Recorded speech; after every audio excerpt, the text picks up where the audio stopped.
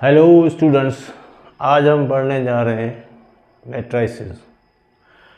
और सबसे पहले हम ये कुछ समझने की कोशिश करेंगे कि एक्चुअली मैट्रिसेस हैं क्या। ठीक है जी, यानी इंट्रोडक्शन टू मैट्रिसेस जानने की कोशिश करेंगे और उसकी जो है वो क्या है, ये एक्चुअली कहाँ पे इस्तेमाल होता है और किस तरह इस्तेमाल होता है और ये किस तरह जो हम लिख सकते हैं इसको, किस तरह वो इसको वो सॉल्व कर सकते हैं। ये सारे तरीके पढ़ेंगे, मगर सिर्फ शुरू में हम इस वक्त इंट्रोडक्शन टू मैट्रिसेस पढ़ने जा रहे हैं। अब देखें जी, मैथमेटिक्स जो है वो बहुत सारी ब्रांचेस हैं, उसमें से एक ब्रांच आपकी मैट्रिसेस भी है। मैट्रिसेस एक्चुअली आपका क्या है, हम पहले देख लें। इंट्रोडक्शन हम पढ़ने जा रहे हैं।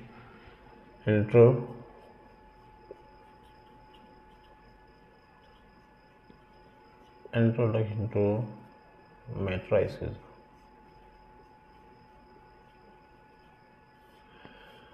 अच्छा, लफ्ज़ आपका मैट्रिसेस जो है वो एक्चुअली प्लूरल है और इसका सिंगुलर जो बनता है वो क्या बनता है, मैट्रिक्स। ठीक है जी, ये सिंगुलर है और प्लूरल इसका बनेगा मैट्रिसेस। ठीक है जी, तो मैट्रिक्स क्या है, ये आपका जो मैथमेटिक्स की ब्रांच है, ब्रांच ऑफ द मैथमेटिक्स हैं। और कौन सी, लीनियर अलजेब्रा में आते हैं। कौन सी अलजेब्रा में आते हैं, लीनियर अलजेब्रा में आते हैं। और ये यूज़ होते हैं आपके बिजनेस सेटअप में, इंजीनियरिंग है, स्टैटिस्टिक्स है, फिज़िक्स है और कंप्यूटर साइंस है। इस तरह के जो आपके साइंटिफिक ब्रांचेस हैं उनमें ये यूज़ होता है मुख्तलिफ़ चीज़ों को एक्सप्लेन करने के लिए, डेटा को एक्सप्लेन करने के लिए, डेटा को लिखने के लिए। इस तरह की जो चीज़ें हैं, ब्रांचेस, सॉरी जो डिपार्टमेंट्स हैं, या आप समझिए कि साइंटिफिक रिसर्च के जो आपके इदारे हैं, कंप्यूटर के इदारे हैं, वहाँ पर जो ये आपका इस्तेमाल होता है। बिज़नेस में सबसे ज़्यादा इस्तेमाल होता है एक्चुअली आपका जो स्टैटिस्टिक्स है, जो नाम आपका जो डेटा ली जाती है किसी भी इकोनॉमी में, इकोनॉमिक्स है जिस तरह आपका। और दूसरा आपका क्या आता है कि आपका इकोनॉमिक्स, बैंकिंग वगैरह में, इस तरह के जो भी डिपार्टमेंट्स हैं वहाँ पर ये आपका ज़्यादा इस्तेमाल होता है। और ये पहली बार जो इसने इंट्रोड्यूस किसने करवाया था, आर्थर केले ने। ठीक है जी, आर्थर केले मैथमेटिशियन था एक, और मिस्टर आर्थर केले, उन्होंने डेवलप किया था इसको, इंट्रोड्यूस करवाया था। एक्चुअली है क्या ये मैट्रिक्स, है क्या आपका, मैट्रिक्स इज़ अ रेक्टेंगुलर अरे ऑफ एलिमेंट्स। एलिमेंट्स यानी जो उसमें शामिल होंगे, आपकी डेटा शामिल है, उसको हम क्या कहेंगे, एलिमेंट्स कहेंगे या एंट्री कहेंगे। ठीक है जी, यानी इस डेटा में शामिल जो इंफॉर्मेशन होगी वो आपकी एक्सप्रेशन की सूरत में भी हो सकती है, नंबर्स की सूरत में भी हो सकती है, किसी के नाम वगैरह भी हो सकते हैं बहुत, यानी कोई भी इंफॉर्मेशन जो है उसको हम क्या कहेंगे, एलिमेंट्स कहेंगे। और ये एलिमेंट्स किस तरह लिखे जाएंगे, रेक्टेंगुलर अरे में लिखे जाएंगे। अब रेक्टेंगुलर अरे का मतलब है इस तरह लिखे जाएंगे। देखें ये आपका रेक्टेंगुलर है। ठीक है जी, तो रेक्टेंगुलर में एक साइड आपका ये वर्टिकल साइड होती है, दूसरी साइड आपकी क्या होती है, दोनों पैरेलल होती है। ये आपका कैसे हो गया, हॉरिजॉन्टल हो गई। तो मैट्रिक्स भी कुछ इसी तरह लिखा जाएगा, इस तरह की एक शक्ल बनेगी, रेक्टेंगुलर अरेंजमेंट में आएगी। ठीक है जी, एक आपको इस तरह नज़र आएंगे और कुछ आपको इन्फॉर्मेशन ऐसे लेफ़्ट टू राइट नज़र आएंगे, और कुछ इन्फॉर्मेशन आपको जो है वो इस तरह नज़र आएंगे, अपवर्ड से लेकर डाउनवर्ड नज़र आएंगे। तो इस तरह की अरेंजमेंट, ये जो इन्फॉर्मेशन लिखी जाती है उसको हम क्या कहते हैं, मैट्रिक्स कहते हैं। ठीक है जी, और यहाँ पर किस तरह नाम दिए जाते हैं मैट्रिक्स को, जैसे सेट्स के नाम होते हैं, सेट्स के नाम भी हमने पढ़े थे, कैपिटल लेटर्स, इंग्लिश अल्फ़ाबेट के, इंग्लिश अल्फ़ाबेटिक्स जो हैं वो कैपिटल लेटर्स हैं, उनका इस्तेमाल किया जाता है। यहाँ पर भी मैट्रिक्स को नाम देने के लिए, उनके जो मुख्तलिफ नाम लिखने के लिए आप कैपिटल लेटर्स का अमूमन जनरली इस्तेमाल करेंगे। और जो एंट्रीज होंगी उसके अंदर, यानी जो एलिमेंट्स होंगे वो आपके स्मॉल ABCD वगैरह में यूज़ किए जाते हैं या नंबर्स वगैरह यूज़ किए जाते हैं। These all entries are members are enclose by capital brackets. ये स्क्वायर ब्रैकेट जो आपकी है, जिसको हम स्क्वायर कैपिटल ब्रैकेट कहते हैं, या ये वाली ब्रैकेट जो है वो आपका इस तरह की, देखें ये आपका ब्रैकेट कौन सा है, कैपिटल ब्रैकेट है, या इसको स्क्वायर ब्रैकेट्स कह लें, या इस तरह की जो ब्रैकेट्स आती हैं इसमें भी ये लिखा जाता है। ठीक है जी। तो नाम के लिए आप क्या यूज़ करेंगे, कैपिटल लेटर्स यूज़ करेंगे, कैपिटल लेटर्स यूज़ करेंगे, यानी ABCXYZ इस तरह के जो है वो आप नाम यूज़ करेंगे इसके लिए, जो भी मैट्रिक्स होगा उसके लिए। ठीक है जी। और दूसरा जो आपका इन सारी इन्फॉर्मेशन को किसके अंदर बंद कर देंगे, कैपिटल ब्रैकेट्स के अंदर या स्क्वायर ब्रैकेट्स के अंदर। अब यहाँ पर जो आपके एलिमेंट्स आएंगे उनको या तो एलिमेंट्स कहेंगे या मेंबर्स कहेंगे, या आप इनको एंट्री कहेंगे। क्या कहेंगे, एंट्री, मेंबर्स भी कह सकते हो आप। ठीक है। तो यहाँ पर जो भी आपकी इन्फॉर्मेशन आएगी वो नंबर्स की सूरत में आती है, नाम की सूरत में आती है, एक्सप्रेशन की सूरत में आती है, किसी भी हाल में आती है, उन मेंबर्स को हम कहेंगे एंट्री या एंट्रीज कहेंगे। ठीक है जी। अब हम आते हैं कि ये आपका मैट्रिक्स जो है वो किस तरह लिखा जाता है। ठीक है। तो यहाँ पर जो एंट्रीज होंगी, ठीक है, उनको कैसे लिखा जाए और इसको रेक्टेंगुलर अरे क्यों कहा जाता है। तो डेली लाइफ से आप एग्जांपल ले सकते हो, आपके इर्द गिर्द जो कुछ हो रहा है उसमें आपकी इन्फॉर्मेशन, या आपके फॉर एग्जांपल क्लास की रिज़ल्ट है तो रिज़ल्ट कुछ बच्चों की किस तरह लिखी जाती है, देखें वो भी आपका मैट्रिक्स के ज़रिए लिख सकते हैं। ठीक है जी। तो यहाँ पर फॉर एग्जांपल आप कुछ बच्चों का रिज़ल्ट हम लिखने जा रहे हैं कुछ सब्जेक्ट्स में, वो मैट्रिक्स फॉर्म में लिखने जा रहे हैं। ठीक है जी।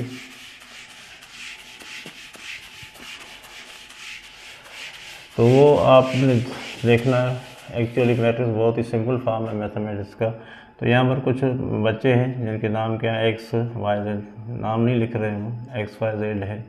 और यहाँ पर आपके कुछ सब्जेक्ट हैं, जैसे आपका फिज़िक्स हो गया, आपका फिज़िक्स हो गया, मैथ्स हो गया,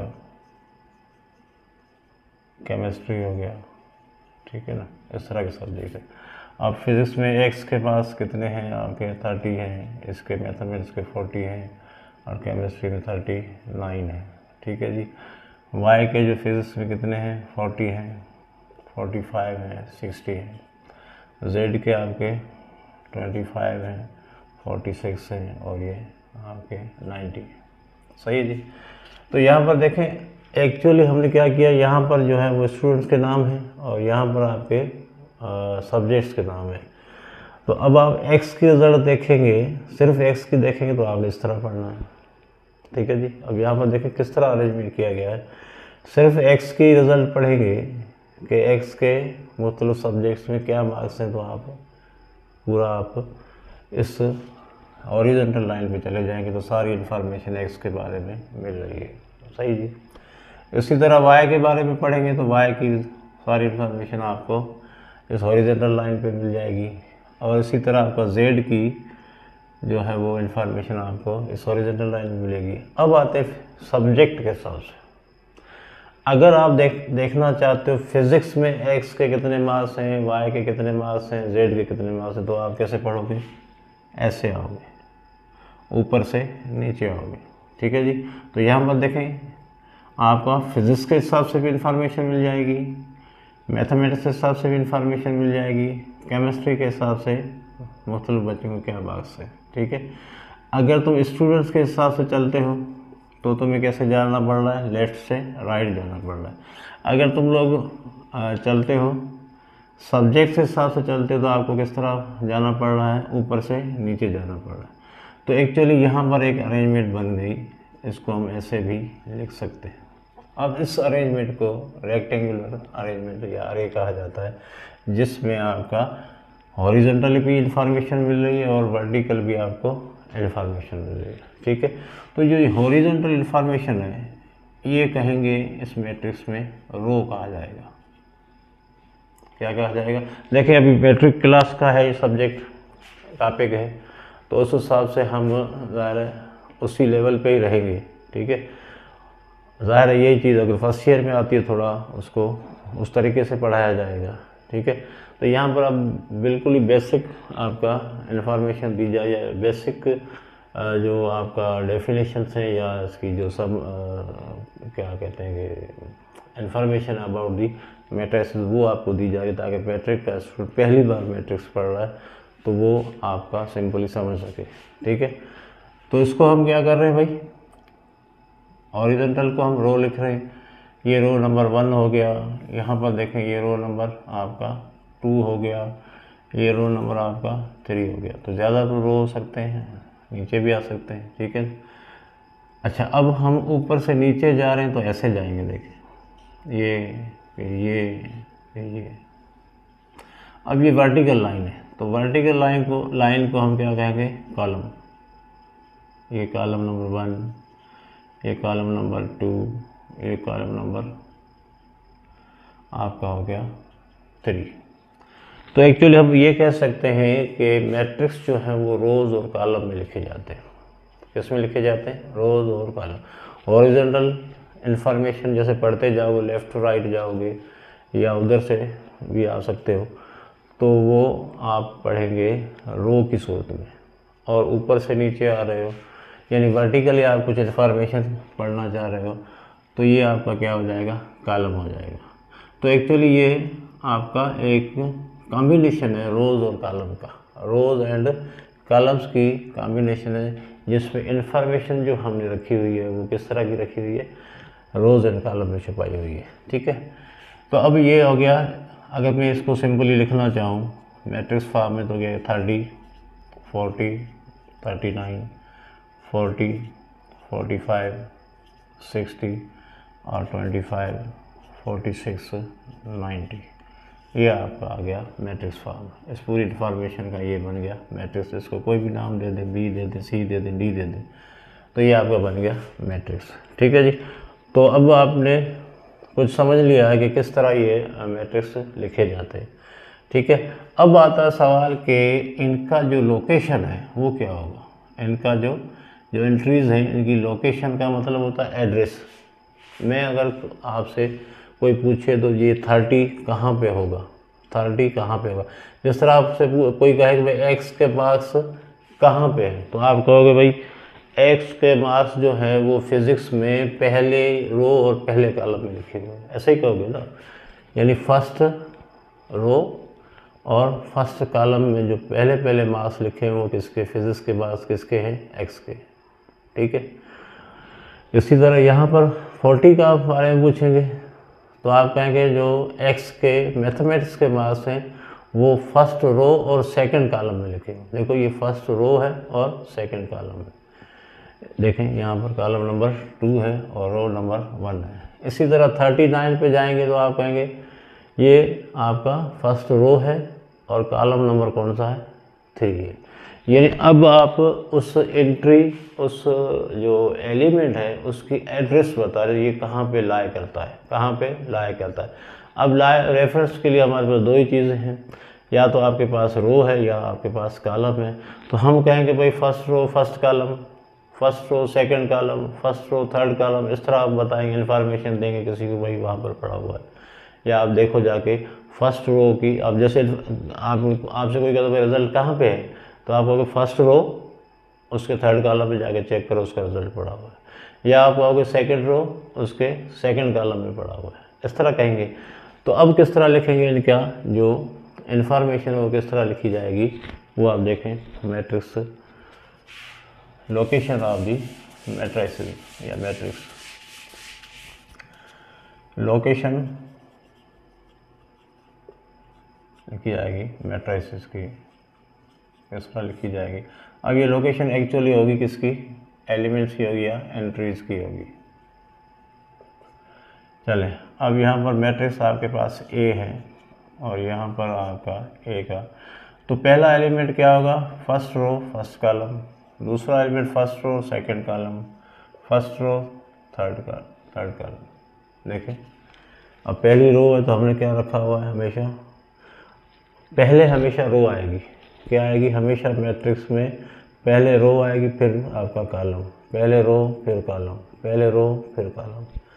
तो यहाँ पर क्या लिखा है? First row first column, first row second column, first row third column. इसी तरह अब रो नंबर 2 आ गया, column number 1 A21, second row second column, second row third column. अब आप ऐसे लिखेंगे नीचे, थर्ड रो आ गया, third row column number 1, third row column number 2, third row column number 3। तो ये आगे भी बढ़ सकता है और ये नीचे भी जा सकता है। हम सिर्फ आपको समझाने के लिए यहाँ पर 3x3 का लिख रहे हैं, ठीक है जी। तो अब आपका लोकेशन कैसे लिखें भाई? 1 बाय 1 कहाँ होगा? अगर आपसे कोई कहे 1 1 लिखा हो तो इसका मतलब है फर्स्ट रो फर्स्ट कॉलम। अगर 2 3 लिखा हुआ तो आप कहेंगे सेकंड रो थर्ड कॉलम, ठीक है। यानी कोई भी इंफॉर्मेशन आपको बतानी हो तो कहाँ पे पढ़िए, तो आप क्या बताएंगे? पहले बताएंगे रो का नंबर, उसके बाद बताएंगे कॉलम का नंबर। अब आगे आप पढ़ेंगे इन रो और आई और जे में लिखा है। आई का मतलब रो होता है और जे का मतलब क्या है? आप आगे फर्स्ट ईयर में जाके पढ़ेंगे तो आपको ये मिलेगा। आई का मतलब रो और जे का मतलब कॉलम। अब यहाँ पर देखें, यहाँ पर ऐसे एलिमेंट हैं ये वाले, ये एलिमेंट जो हैं इनको आप खास तौर पे देखें, ये वाले एलिमेंट, इनमें वो एलिमेंट हैं जहाँ रो और कॉलम बराबर है। देखें रो भी 1 है, कॉलम भी 1 है, और यहाँ पर रो भी आपका रो 2 है, कॉलम भी 2 है, रो 3 है, कॉलम भी 3। यानी यहाँ पर हम कह सकते हैं ये एलिमेंट वो एलिमेंट है जहाँ आई और जे आपके बराबर है। ये कौन से एलिमेंट हैं? जहाँ आई और जे आपके बराबर है, यानी रो एंड कॉलम। चलो अभी आप इसको छोड़ दें आई और जे को, अभी आप ये ज़हन में रखें, रो और कॉलम कहें, क्या कहें? Row and column. First row first column, second row second column, third row third column. तो इन एलिमेंट्स को कहा जाता है, इस डायगोनल कहा जाता है इसको, यानी इनको कहा जाता है डायगोनल एलिमेंट्स। क्या कहा जाता है? Diagonal elements. ये अभी आप नोट कर लें। यानी कौन से एलिमेंट डायगोनल होंगे? जहाँ पर आपका रो और कॉलम बराबर है, रो एंड कॉलम बराबर है। यानी 1 1 वाला, 2 2 वाला, 3 3 वाला, 4 4 वाला, 5 5 वाला, ये जो एलिमेंट आगे बढ़ेगा 4 4 5 5 इस तरह आएगा, ठीक है जी। तो ये आपका देखें डायगोनल एलिमेंट्स है, और इस डायगोनल को हम कहते हैं मेन डायगोनल। इसको कहते हैं हम मेन डायगोनल, या हम कहते हैं लीडिंग डायगोनल, ठीक है जी। ये डायगोनल कहाँ पे है? कौन सा है? जहाँ पर रो एंड कॉलम बराबर है, ठीक है जी। बाकी देखें कहीं पर भी बराबर है, 2 1 है, 3 1 है, 3 2 है, 1 2 है, 1 3 है, 2 3 है। यहाँ पर कहीं पर भी रो एंड कॉलम आपस में बराबर नहीं है। सिर्फ ये वाले एलिमेंट हैं जहाँ पर आपके रो एंड कॉलम बराबर है। तो हम कहेंगे भाई हमेशा जो एंट्रीज़ हैं उनकी जो एड्रेस होगी वो रो एंड कॉलम से बताई जाएगी। पहले हम क्या लिखेंगे? कोई भी एंट्री है, फॉर एग्जांपल आपका ये एंट्री है ए, तो इसका एड्रेस बताना तो पहले लिखेंगे रो, बाद में लिखेंगे कॉलम। तो अब क्या बता रहा है ये आपको? ये कहाँ पे होगा? Second row third column. इस तरह आपका ये बी आ गया, तो यहाँ पर मैंने लिख दिया 1 एंड 2। तो 1 क्या है आपका? First row second column.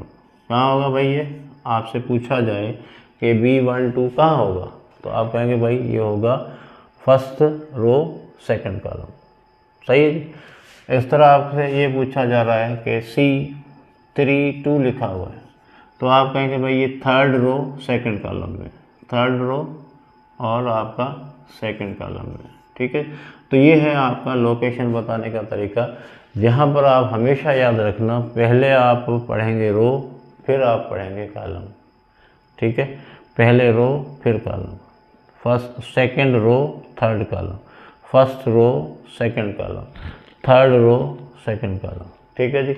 इस तरह आप किसी भी एंट्री की जो है वो एड्रेस या लोकेशन बता सकते हो, ठीक है जी।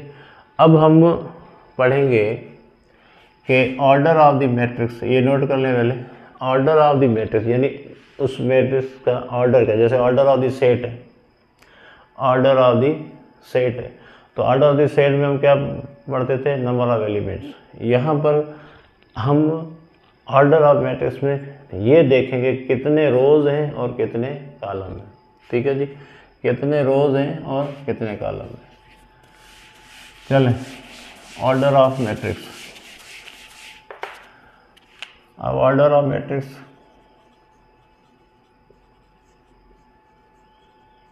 मीन्स हम देखने जा रहे हैं कि नंबर ऑफ रोज और नंबर ऑफ कॉलम। अब यहाँ पर ये जो निशानी है इसको पढ़ेंगे रोज बाय कॉलम। ठीक है, रोज बाय कॉलम। अब ये इस निशानी यानी जो क्रॉस पड़ा हुआ इसको हम पढ़ेंगे बाय, रोज बाय कॉलम। पहले हमेशा क्या आएगा, रो आएगा ऑर्डर में, फिर आएगा आपका कॉलम आएगा। फॉर एग्जांपल तुम्हारे पास अगर ये मैट्रिक्स है, यहाँ पर लिखा हुआ है 2 और 3, तो अब यहाँ पर ये देखना है कितने रोज हैं कितने कॉलम हैं, कितने रोज हैं और कितने कॉलम हैं। तो रोज के लिए मैंने क्या बताया था आपको, लेफ्ट से राइट जाओ, ऐसे पढ़ो, लेफ्ट से राइट पढ़ोगे तो आपके रोज नज़र आएंगे। तो यहाँ पर एक ही रो नज़र आ रहा है, अगर लेफ्ट से राइट देख रहे तो एक ही रो नज़र आ रहा है, एक ही है। और कॉलम के लिए ऊपर से देखोगे तो आपको 2 नज़र आएंगे, ये अलग नज़र आएगा और ये आपको अलग नज़र आएगा। ठीक है जी, तो मैंने क्या कहा था अभी, इसका ऑर्डर लिखना है, ऑर्डर ऑफ द मैट्रिक्स लिखना है। तो पहले लिखेंगे रोज, कितने रोज है भाई 1, कॉलम कितने हैं 2, तो इसका पढ़ेंगे 1/2। ऑर्डर क्या हो गया इसका 1/2। ठीक है जी, अब दूसरा देख लें, b = आपके पास 2 और 3 4 5 6 है। तो यहाँ पर देखें रोज़ आपको कितने नज़र आ रहे हैं, लेफ़्ट और राइट 1 2, ये 1 हो गया, ये 2 हो गया, कॉलम रोज़ कितने आ गए 2, और कॉलम आप ऊपर से नीचे आए देखें, ये पहला ये दूसरा, तो ये हो गया आपका 2/2। क्या पढ़ेंगे इसको 2/2। ठीक है जी, तो सिंपल यहाँ पर ऑर्डर में क्या देखा जाता है, कितने रोज हैं कितने कॉलम। हमेशा याद रखना, ऑर्डर में पहले रो लिखा जाएगा बाद में कॉलम। यानी मैंने ये जो लिखा है बिल्कुल क्लियर लिखा। देखें बेसिक आप पहले शुरू में पढ़ रहे तो इनको बहुत ही बेसिक लेवल पे लेके गए हम मैट्रिसेस को, rows by column, rows by column. तो पहले क्या लिखेंगे रोज, फिर आप कॉलम। ठीक है, यहाँ पर कितने रोज थे 2 रोज, ये 2 रोज एंड 2 कॉलम, तो हम क्या पढ़ेंगे इसको 2/2। इस तरह यहाँ पर ये देखें, ये सी है आपके पास मैट्रिक्स है और यहाँ पर लिखा 1 और 2, तो ऊपर से देखें तो एक ही कॉलम नज़र आ रहा है। चले हम पहले क्या देखेंगे रोज़ कितने, तो रोज़ के लिए आप यहाँ से देखेंगे तो आपको 2 नज़र आएंगे, यानी एक आपको ये रो नंबर 1 नज़र आ रहा है, ये रो नंबर 2 नज़र आ रहा है, तो हम कहेंगे 2 और कॉलम ऊपर से देखें तो 1, तो इसका क्या हो गया आपका 2/1। ठीक है जी, इस तरह इसको देख लें, डी मैट्रिक्स है आपके पास 2 3 4। अब देखें यहाँ से देखेंगे तो रो आपको क्या नज़र आ रही है, एक ही नज़र आ रही है, मगर कॉलम आप ऊपर से देखेंगे तो 1 2 3 वर्टिकली देखें 1 2 3, यहाँ से देखें तो सारे एक ही लाइन में नज़र आ रहे हैं, 2 3 4 आपको एक ही लाइन में नज़र आ रहे हैं। तो हम कहेंगे रो 1 है और कॉलम कितने नज़र आ रहे हैं आपको 3 नज़र आ रहे हैं, 1/3। सिंपल। तो हमेशा ऑर्डर ऑफ मैट्रिक्स तय करना है, तो आप कैसे तय करोगे, सिंपल, आप नंबर ऑफ रोज को देखो, नंबर ऑफ रोज देखने के लिए आपने हॉरिजॉन्टली देखना है, कितने रो बनने, देखें यहाँ पर देखो 1 2, यहाँ पर 1, यहाँ पर 1 2, यहाँ पर आपका 1। ठीक है जी, तो इस तरह जो आप बता सकते हो ऑर्डर ऑफ दी मैट्रिक्स। ठीक है जी, अब ये नोट कर लें, 1-2 एग्जाम्पल और भी मैं लिख रहा हूँ। अब यहाँ पर देखें मैट्रिक्स ए है 2 3 4 5 6 7 8 9 10। चलो इसको आप डिफरेंट बनाइए, -3 कर लो, ये माइनस कर लो, कोई बात नहीं। ठीक है जी। तो अब हमने क्या देखना है इस वक्त, और कुछ भी नहीं देख रहे, हम इसका ऑर्डर देख रहे हैं कितने रोज़ हैं और कितने कॉलम हैं। इधर से देखें आपको एक लाइन, दूसरी लाइन, तीसरी लाइन हॉरिजॉन्टल, तो कॉलम सॉरी मैट्रिक्स रोज़ कितने हो गए 3। ऊपर से देखें 1 2 3, 1 2 3, 1 2 3, 3/3, सही। तो इस तरह जो है वो आप ऑर्डर ऑफ दी मैट्रिक्स मालूम कर सकते हो, सही है जी। अब यहाँ पर जो है ऑर्डर ऑफ दी मैट्रिक्स भी हो गया आपका, लोकेशन ऑफ दी मैट्रिक्स यानी किस तरह जो एंट्रीज कहाँ कहाँ पे है, कौन से कॉलम में कौन, वो भी आपने सीखा, किस तरह लिखा जाता है ये भी आपने सीखा। अब हम जा रहे हैं कि ये इक्वल ऑफ दी मैट्रिक्स यानी इक्वलिटी ऑफ मैट्रिक्स क्या होगा। अगर दो मैट्रिक्स इक्वल हैं तो वो कैसे हम डिसाइड करेंगे। जैसे सेट आपके इक्वल होते हैं तो हमने पढ़ा था सबके एलिमेंट्स अगर सेम है तो आप कह सकते हैं two sets are said to be equal if they have same elements, same number and same elements, ठीक है जी। तो बराबर होगा। यहाँ पर क्या होगा, ठीक है, equality of matrix, two matrix, equality of two matrices कर लें, ज़्यादा भी हो सकते हैं मगर 2 तो होने चाहिए। तो हम लिखेंगे टू मैट्रिसेस या matrices are equal, are said to be equal, are said to be equal if अब आ रहा है कब इक्वल हो, if they have same order, order same होना चाहिए, ऑर्डर क्या होना चाहिए, सेम होना चाहिए, एंड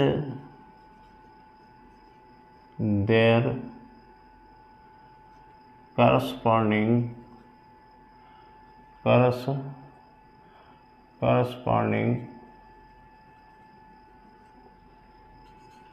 elements are equal। पहली बात तो ये ऑर्डर सेम होना चाहिए, दूसरा ये कह रहा है करस्पॉन्डिंग एलिमेंट्स भी सेम होनी चाहिए यानी इक्वल होनी चाहिए। तो देखें यहाँ पर मैं लिख रहा हूँ ए आपके पास है 2 and 3, बी आपके पास है 4 and 5। तो हमने पहला शर्त देखना है कि भाई इनका ऑर्डर सेम है या नहीं। तो इसका ऑर्डर क्या है भाई, रोज़ कितने 2 और कॉलम 1 है 2/1। यहाँ रोज़ कितने 1 है, कॉलम कितने 2 1/2। ये 2/1 का है और ये 1/2 का है। तो पहले ही जो है वो आपकी शर्त में ये नाकाम हो गया, कंडीशन पहले ही जो है वो नहीं लग रही, यानी ये A is not equal to B, A is not equal to B because they have not no order same, ठीक है, they have no order same order, ठीक है। तो ये नहीं हुआ। चलें अब हम दूसरा एग्जांपल ले रहे हैं। यहाँ पर देखें A आपके पास है 2 4, ठीक है, और B आपके पास है A B। चलें ऑर्डर देख लेते हैं भाई, 1/2 1/2, ऑर्डर तो सेम हो गया, पहली कंडीशन पूरी। अब करस्पॉन्डिंग एलिमेंट, यानी करस्पॉन्डिंग मतलब ये आपका कहाँ पे है भाई 1 1 पे, ये कहाँ पे 1 2 पे, ये 1 1 पे, ये 1 2 पे। तो 1 1 बराबर 1 1 के है कि नहीं है, यानी 2 बराबर A के है कि नहीं है, नहीं है। 4 बराबर B के है कि नहीं, तो हम कहेंगे सेकंड कंडीशन ये पूरी नहीं कर रहा, तो हम कहेंगे ये इक्वल नहीं है। तो क्या हुआ, A is not still equal, कि सेकंड कंडीशन में ये फेल हो गया, सेकंड कंडीशन में ये फेल हो गया। चलें अब तय करना पड़ेगा कोई उसूल भाई, ये बोला कि कौन सा इक्वल होगा, कौन सा इक्वल होगा। तो हमें तय करना पड़ेगा कि किस तरह के आपके जो मैट्रिक्स हैं वो इक्वल होंगे। तो हमने क्या लिखा है ऊपर, सेम ऑर्डर कॉरस्पॉन्डिंग एलिमेंट्स भी सेम होने चाहिए। चलें, ये लिख लिया आपने, लिख लो। अब मैं जो है वो इसका सही डेफिनेशन लिखने जा रहा हूँ मैट्रिक्स के साथ। ए आपके पास है A11, ठीक है जी, फिर A12, A21 और A आपका 22। चलें, B आपका है B11, B12, B21, B22। चलो ठीक है। अब हम कहने जा रहे हैं कि भाई ऑर्डर पहले देखना है, सेम है, ये भी 2/2 का है, ये भी आपका 2/2 का है। पहला शर्त आपका पूरा हो गया, ऑर्डर आपका दोनों का सेम। तो अब हम कहेंगे दूसरी शर्त क्या है, दूसरा कंडीशन ये है करस्पॉन्डिंग एलिमेंट्स। अब करस्पॉन्डिंग एलिमेंट्स कौन से होंगे, 1 1 का 1 1, 1 2 का 1 2, 2 1 के बराबर 2 1 होना चाहिए, 2 2 के बराबर 2 2 होना चाहिए। तो हम कहेंगे A is equal to B if A11 बराबर होना चाहिए B11 के, ठीक है।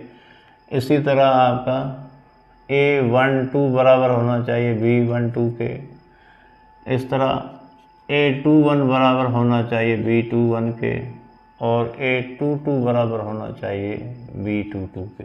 ये आ गए करस्पॉन्डिंग एलिमेंट। तो करस्पॉन्डिंग एलिमेंट मेरे ख्याल में आपको समझ में आ गए हैं। 1 1 बराबर 1 1 के होना चाहिए, यानी A11 बराबर होना चाहिए B11 के, A12 बराबर होना चाहिए B12 के, A21 बराबर होना चाहिए B21 के, A22 बराबर होना चाहिए B22 के। ये हैं आपके करस्पॉन्डिंग एलिमेंट। 1 1 का करस्पॉन्ड कौन करेगा, 1 1 करेगा। 2 1 का करस्पॉन्डेंस किसके साथ होगी, 2 1 के साथ होगी। यानी इसका 1 1 और इसका 1 1 बराबर होने चाहिए, इसका 1 2 और इसका 1 2 बराबर होने चाहिए, इसका 2 1 और इसका 2 1 बराबर होने चाहिए, इसका 2 2 और इसका 2 2 आपस में बराबर होने चाहिए। तभी हम कहेंगे कि A बराबर है B के, A बराबर है B के, ठीक है जी। अब फॉर एग्जाम्पल आप लिख लें इधर A आपके पास है 2 4 5 6। तो यहाँ पर देखें B बराबर है आपके पास आपका 4/2 और ये आपका है 8/2, ठीक है जी। 5 आपका 10 - 5 और 6 आपका है 6, ठीक है। तो एलिमेंट देखने में तो नहीं लग रहे, एलिमेंट्स आपके देखने में नहीं लग रहे, यहाँ पर नज़र नहीं आ रहा। तो ये देख लो आप, A बराबर किसके है भाई, 2 4 5 6, और B क्या है आपके पास 4/2 8/2 10 - 5। मैंने कहा था एक्सप्रेशन में भी हो सकते हैं, मुख्तलिफ हो सकते हैं, मगर अब हमने ये देखना है कि भाई करस्पॉन्डिंग ऑर्डर तो सेम हो गया, ऑर्डर आपका क्या हो गया, सेम हो गया, यहाँ पर ऑर्डर सेम है। मगर अब ये देखना है कि करस्पॉन्डिंग एलिमेंट सेम है कि नहीं है। यहाँ 2 है, यहाँ 4/2 लिखा हुआ है, मगर 4/2 हमें पता है कितना कितने के बराबर होगा। देखो यहाँ सॉल्व कर लो, ये 2 हो जाएगा, ये 4 हो जाएगा, 10 - 5 5 हो जाएगा, ये 6 हो गया। तो अब भी आपका क्या है 2 4 6 5 6। तो ये भी 2 है, 2 बराबर 2 के, 4 बराबर 4 के, 5 बराबर 5 के, 6 बराबर 6 के। तो हम कहेंगे A बराबर हो गया B, A is equal to B, then matrix are equal to each other. सही है जी। तो ये इक्वलिटी ऑफ मैट्रिक्स का था, डेफिनेशन था, यहाँ पर ये डेफिनेशन आ गया। तो यहाँ पर क्या कह रहे हैं, 2 matrices are said to be equal if they have same order and their corresponding elements are also same. यानी करस्पॉन्डिंग का मतलब आप समझ गए, 1 1 की जगह वहाँ सामने वाला का 1 1 लेना चाहिए, 1 2 की जगह 1 2। जो एलिमेंट जिस जगह पे है उस जगह पे एक दूसरे के एलिमेंट सेम हैं, उसी लोकेशन पे उसी एड्रेस पे आपके सेम एलिमेंट आपको मिल रहे हैं। हाल फिलहाल नज़र नहीं आ रहे, डायरेक्ट आपको नज़र नहीं आ रहे, चलो खैर है, मगर बाद में उसको सॉल्व करके देखें, आगे उसको सिंप्लीफाई करके देखें, फिर अगर सेम आ रहे हैं तो हम कहेंगे कि मैट्रिसेस बराबर है। तो ये छोटा सा आपका हो गया इंट्रोडक्शन हो गया, ठीक है जी। अब हम अगले वीडियो में जो पढ़ेंगे टाइप्स ऑफ मैट्रिसेस है, वो बड़ा अहम है और एक दूसरे में बड़ी कन्फ्यूजन भी होती है इनमें, तो वो आपको जो है वो पहले ये आप थोड़ा देख लें, उसके बाद जो हम वो टाइप्स ऑफ मैट्रिसेस का जो है वो पढ़ेंगे। ठीक है जी, खुदा हाफिज़।